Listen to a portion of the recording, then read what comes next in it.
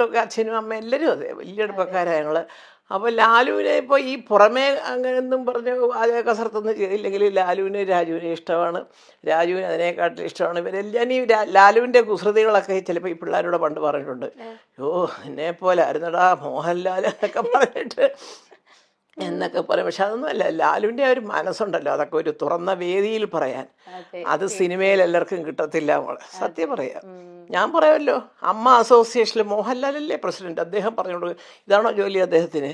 എന്തുകൊണ്ടാണ് ഈ അമ്മയുടെ തലപ്പത്ത് മമ്മൂട്ടി മോഹൻലാലും വരണമെന്ന് ഞാനടക്കമുള്ളവർ ആലോചിക്കുന്നത്? അത് ആരെങ്കിലും ഈ അമ്മയിലുള്ളവർ ചിന്തിക്കുന്നുണ്ടായിരിക്കാം, എന്തോ എനിക്കറിയില്ല. അവരുടെ പേരാണ് നമുക്ക് വേണ്ടത്, അല്ലാതെ അവർ രാവിലെ ഇവിടെ വന്ന് അറ്റൻഡൻസ് ഇടുമല്ലോ, ആരൊക്കെ വന്ന ഒപ്പിട്ട് അതല്ല അവരുടെ ജോലി.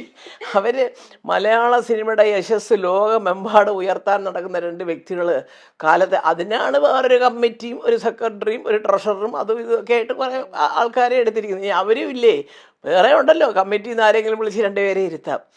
അപ്പോൾ ഞാൻ പറയുന്നത് അവരവിടെ വരണം എന്നുള്ളതല്ല, അത് മമ്മൂട്ടി മോഹൻലാലാണ് കേട്ടോ എൻ്റെ മറ്റേ തലപ്പത്ത് കാര്യങ്ങൾ. അയ്യോ വേണ്ട, ഇനി അവിടെ ചെന്നൊന്നും പറയാൻ നിൽക്കേണ്ട, അവർക്കൊരു മനസ്സിന്. അപ്പം അവരോടുള്ള ബഹുമാനം കൊണ്ടാണ് ചിലപ്പോൾ ഒരു പക്ഷേ പല തെറ്റുകളും അമ്മ ചെയ്തു എന്ന് തോന്നുന്നത് മിണ്ടാതെ നമ്മളൊക്കെ വിടുന്നത്.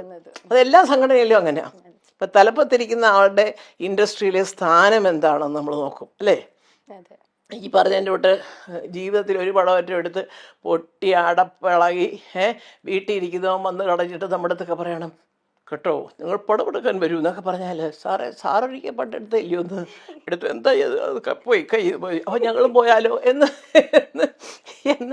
അവ എന്നൊക്കെ ഉപദേശങ്ങൾ പോലെ ഉള്ളു മോളെ എല്ലാം. ഇതൊക്കെ പറഞ്ഞു കഴിഞ്ഞാൽ സത്യം പറയുമ്പോൾ ആർക്കും ഇഷ്ടപ്പെടത്തില്ല.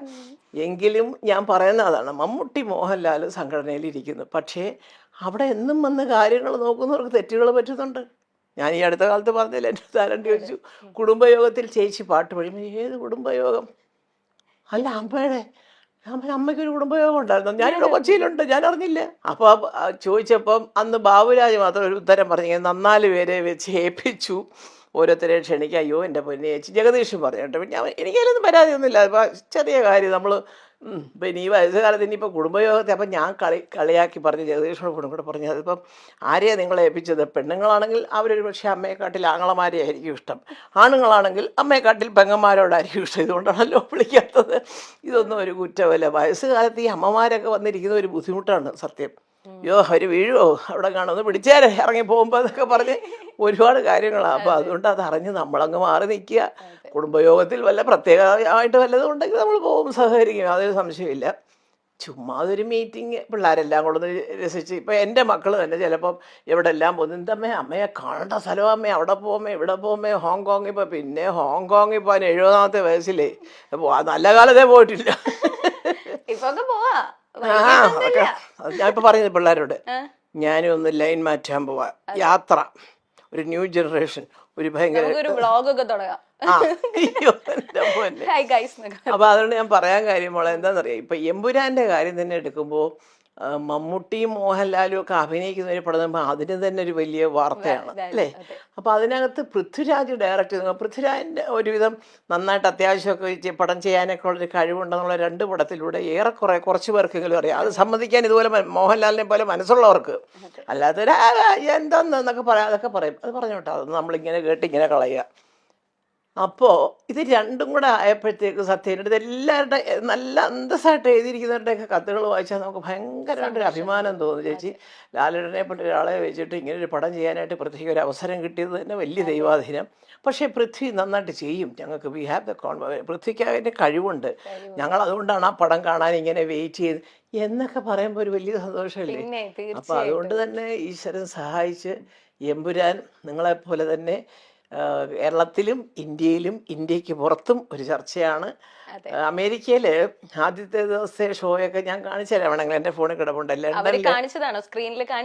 അല്ല, അവിടെ നിന്ന് എനിക്ക് ഞങ്ങളുടെ കോളേജ്, ഞങ്ങളുടെ ട്രിവാൻഡ്രം വിമൻസ് കോളേജ് ഗ്രൂപ്പുണ്ട്, അതിൽ പലരും അമേരിക്കയിലൊക്കെ ഉണ്ട്, എൻ്റെ സുഹൃത്തുക്കളൊക്കെ ഉണ്ട്, റാണി ജയശങ്കർ, അവരൊക്കെ. അപ്പോൾ അവരൊക്കെ ഓരോ ഷോയുടെയും ടിക്കറ്റ് ബുക്ക് ചെയ്ത് പോയിരിക്കുകയാണ്, കിട്ടുന്നില്ല, ഫസ്റ്റ് ഡേ ഒന്നും കിട്ടുന്നില്ല. അപ്പോൾ അതിനെക്കുറിച്ച് എഴുതി അയച്ചു. ലണ്ടനിൽ ആദ്യത്തെ 2 ദിവസത്തെ 3 ഷോയും കംപ്ലീറ്റ്ലി ബുക്ക്ഡ് ആയിട്ട്. അപ്പോൾ ഒരെണ്ണം ബുക്ക് ചെയ്തിരിക്കുന്ന അവിടെ ഇവിടെ നമ്മുടെ പാരഗൺ ഹോട്ടലൊക്കെ നടത്തുന്ന ഒരു ഇപ്പോൾ അതിൻ്റെ സൽക്കാരം എന്നാന്ന് തോന്നുന്നത്, അറിയത്തില്ല, സന്തോഷ് ആതിര എന്നൊക്കെ പറഞ്ഞാൽ നിങ്ങൾക്കൊക്കെ അറിയാം. ഒരു ലേഡി പൃഥ്വിരാജിനെ ഇമിറ്റേറ്റ് ചെയ്തൊരു പെൺകുട്ടി, അവരൊക്കെ ലണ്ടനിലാണ്. Okay okay. അവർ ഇങ്ങനെ ബുക്കിങ്ങിൻ്റെ.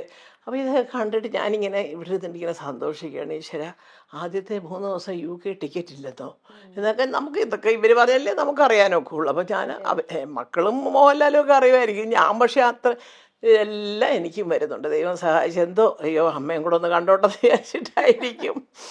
അതെല്ലാം കാണുമ്പോൾ കൂടുതൽ വിനയത്തോടുകൂടി ഈശ്വരനോട് പറയാണ്, ദൈവമേ, ശത്രുക്കളും മിത്രങ്ങളും ഉണ്ടെങ്കിലും ഇത് നമ്മുടെ ചോറാണ്, ഇതിനകത്ത് കരകയറ്റി വിടണം. ഇതേ ഉള്ളൂ എൻ്റെ പ്രാർത്ഥന. ഇപ്പൊ ലാലേട്ടൻ ആ പ്രസ് മീറ്റിൽ തന്നെ രാജുവിനെ പറ്റി പറയുന്നവരും നമുക്ക് തന്നെ ഭയങ്കര സന്തോഷമാണ്. ലാലേട്ടൻ പറഞ്ഞിരിക്കുന്നത് ഇന്ത്യയിലെ ഏറ്റവും വലിയൊരു സംവിധായകനായി മാറും പൃഥ്വിരാജ് എന്നാണ് പറഞ്ഞിരിക്കുന്നത്. ഞാൻ കണ്ടു, അതെല്ലാം ഞാൻ ലാലുവിൻ്റെ എല്ലാം ഞാൻ കേട്ടു. ഒരുവിധപ്പെട്ട പ്രസ് മീറ്റിൽ പറഞ്ഞ കാര്യങ്ങളൊക്കെ കേട്ടു. ഇന്നലെ തന്നെ ആക്ടറായിട്ടാണോ ഡയറക്ടറായിട്ടാണോ ഇഷ്ടം എന്ന് പറഞ്ഞപ്പോൾ ആസ് എ പേഴ്സൺ അതൊക്കെ നല്ല ഒരു, അത് ശരിക്കും പറഞ്ഞാൽ അത് മോളെ അത് തോന്നിയാലും അല്ല, രണ്ടും അറിയാം എന്ന് പറഞ്ഞാലും അതിന് ഉത്തരവായി അല്ലേ. 2 തരത്തിൽ അയാൾ മിടുക്കനാണെന്ന് പറഞ്ഞാൽ മതി. പക്ഷേ അതിൻ്റെ അപ്പോഴാണ് അങ്ങനത്തെ ഉത്തരങ്ങൾ വരുമ്പോൾ മനസ്സിൻ്റെ അടിത്തട്ടിൽ നിന്ന് ആത്മാർത്ഥമായിട്ടുള്ള ഒരു ഉത്തരങ്ങൾ വരും. അതാണ്, അവിടെയാണ് നമ്മൾ മനസ്സിലാക്കേണ്ടത്. അതിപ്പം മമ്മൂട്ടിക്കും അറിയാം നന്നായിട്ട്. എന്നെ എൻ്റെ മക്കളെ എല്ലാം നന്നായിട്ട് സുഖമായിട്ടുള്ള കാലം മുതലേ വലിയ അടുപ്പക്കാരാണ്. അപ്പം ലാലുവിനെ കുടുംബപരമായിട്ട് ഞാനൊരു കൊച്ചു മോനെ പോലെ എപ്പോഴും വയസ്സ് വലിയ വ്യത്യാസമൊന്നുമില്ല. എന്നാൽ ലാലു എന്നെ കണ്ട് ഒരുപാട് ഉള്ളതാണ്, ഞാൻ പറഞ്ഞില്ലേ. അപ്പോൾ എന്നാലും ആ ഒരു സ്നേഹവും അടുപ്പവും ഒക്കെ ഉണ്ടല്ലോ. ചുമ്മാ അങ്ങ് വെറുതെ ഈ പത്രമാധ്യമങ്ങളിൽ വരുന്ന ഭാഷ പോലെ തെക്കോട്ടും വടക്കോട്ടും ഇട്ട് കളയാനുള്ളതല്ല.